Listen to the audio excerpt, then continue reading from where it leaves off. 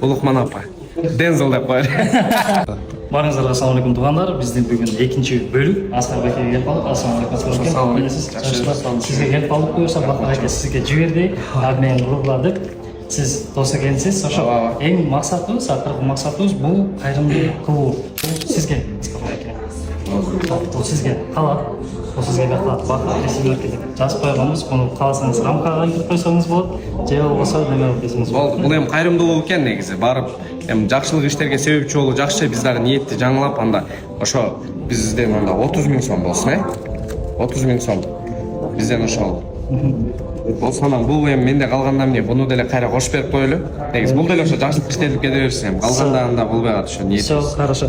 Кийинки желекти кимге бересиз? Кийинки желек. Так, кийинки желек. Мен көп билем, кайрымдуулук иштерге дагы аябай жакшы катышып жүрөт, билгизбей көп жолу берет. Улукман апага берсек жакшы болот. Улукман апа. Дензел деп коелу. Улукман апага бербеген барды ответке алып калат негизи. Комментарийге. Бул эми жакшылык, бул инибиздин өзүбүздө деле калбайт. Акырында отчетун берет, Кудай буйруса. Анан буюрса отчетто болгондо барыңыздар. Себепчи болгонубуз жакшы. Ийгилик, атак, соң.